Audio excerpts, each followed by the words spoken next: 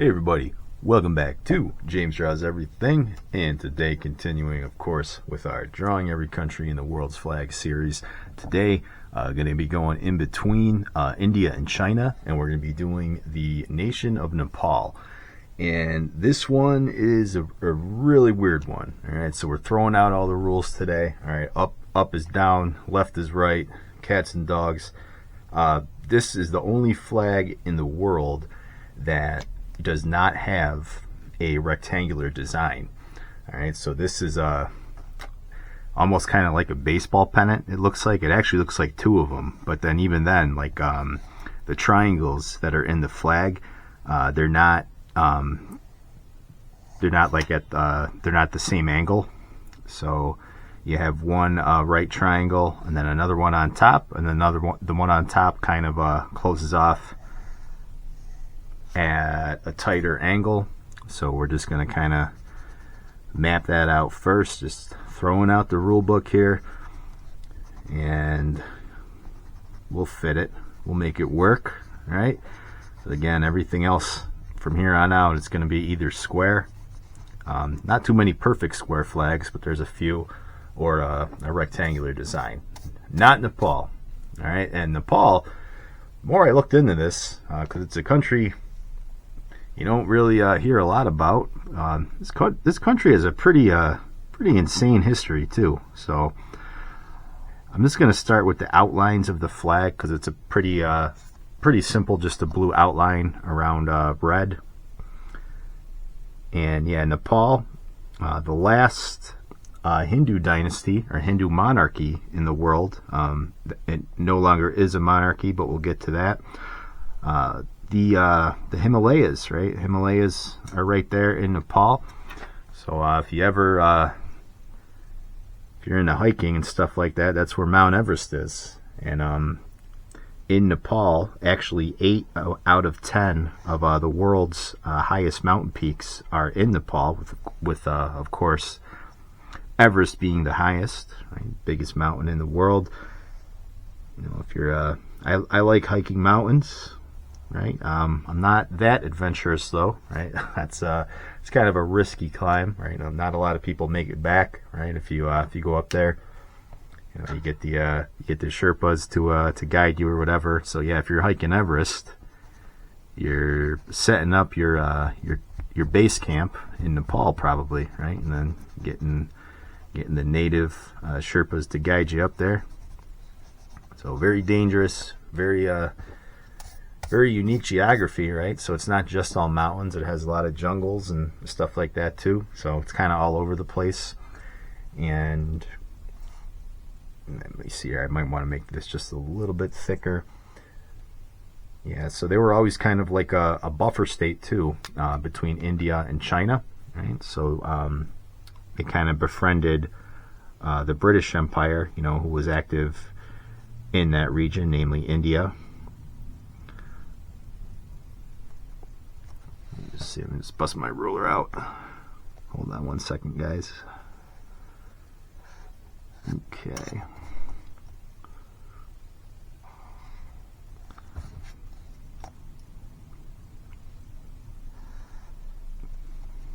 Almost done here. Just got to concentrate, and then we'll get back to Professor James's history lessons here. Okay, I think that works. Alright, so about 18th and 19th centuries, the Principality of, I can't pronounce this word, but there was a kingdom, a united kingdom of Nepal was formed, right? So there's a lot of local peoples that kind of consolidate into one empire. So it's kind of basically like where modern Nepal begins.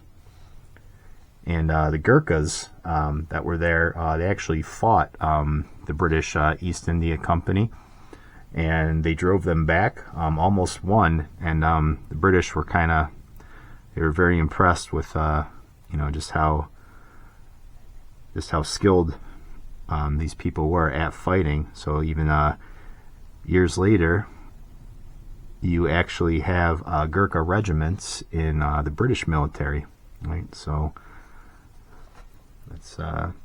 It's kind of unique. And yeah, they had a lot of wars like with neighboring Tibet in the 18th century, right? So this country's actually had a lot of strife. I know I always kind of think of this as being like being kind of like a peaceful kingdom there, right? You know, up in the mountains. Just you know, if you ever watched like 80s movies or something, it's kind of what you think of with that part of the world. But nope, there's a lot of strife in this country.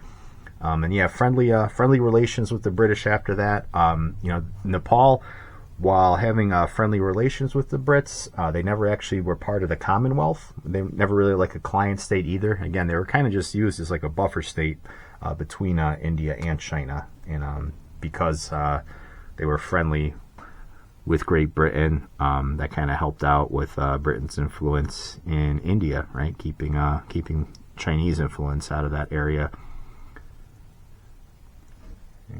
So in 1951, the hereditary rule of the Nepali kingdom ends, and they start allowing political parties into Nepal, and that does actually start to cause issues, especially as you get into the 1990s. You do have a Maoist insurgency, right? So Maoists, like, being right up there with you know, like the Shining Path or like the Khmer Rouge in Cambodia.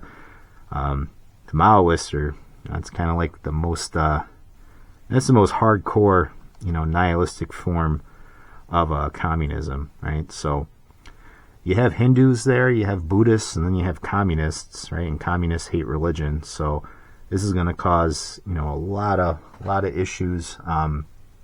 In 1996, you actually have a Maoist insurgency, right? So throughout the latter half of the 20th century, this country, Nepal, it goes through a period of like banning political parties and then allowing them and then banning them again. Yeah, and that's of course that's going to kind of lead to civil unrest.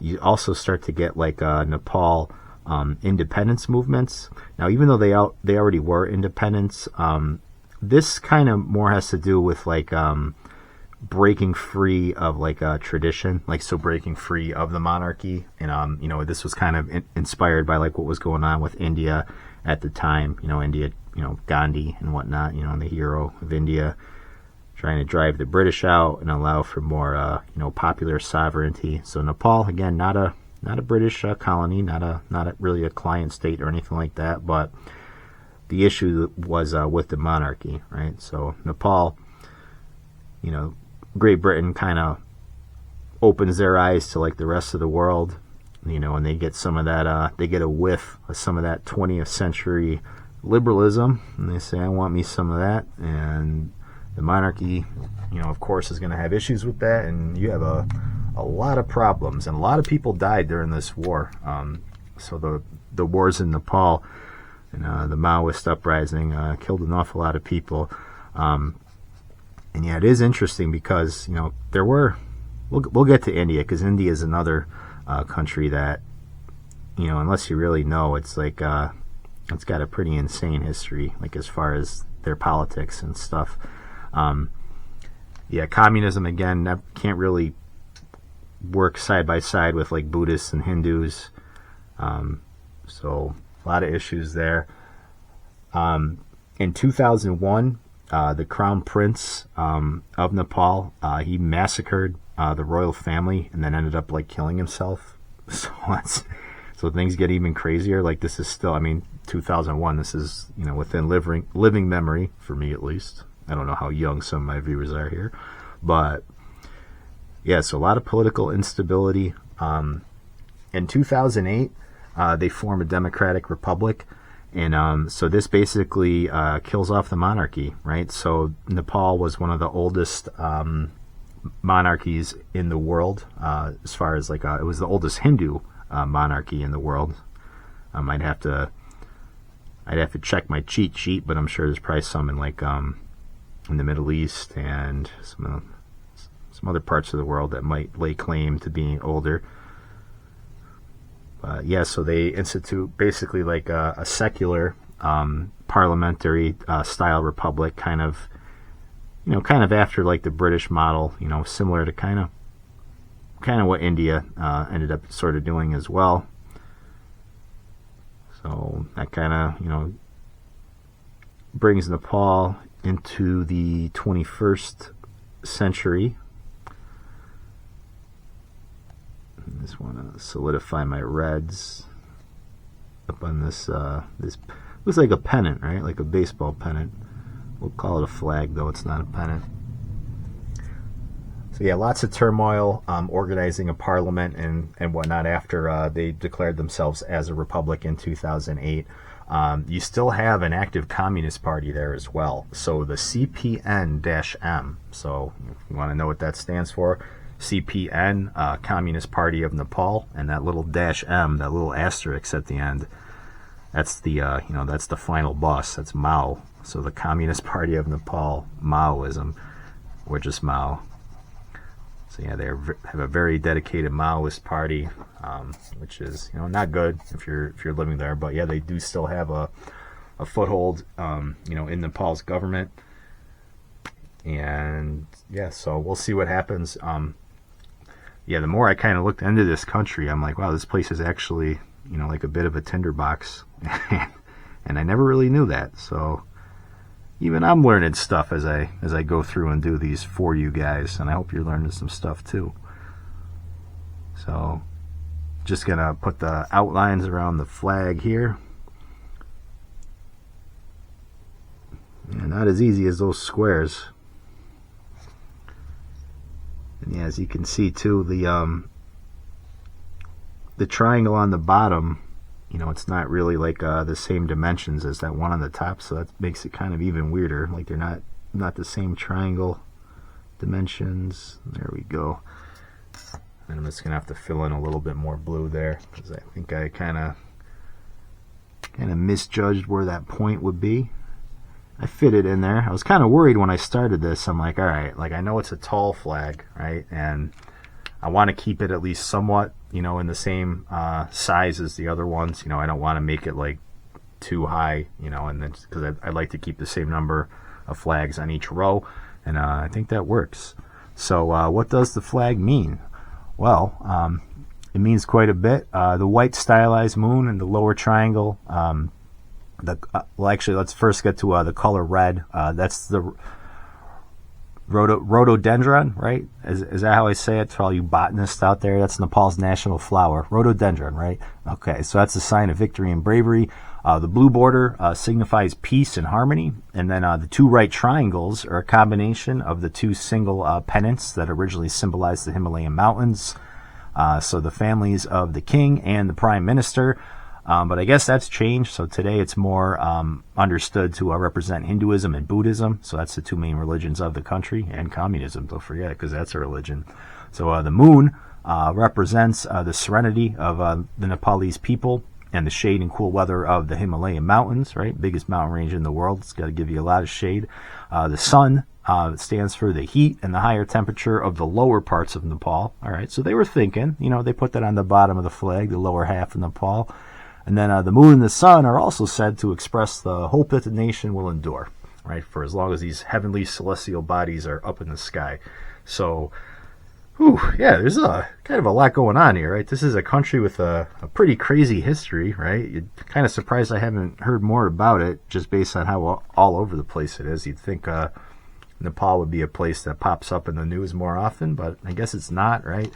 Not really on any like major trade routes or anything. I guess probably the only reason why you're going to go there, right, like as a tourist, is probably like, if you're one of those insane hiker types, right, who wants to check some of those Himalayas, especially Everest, off of your bucket list.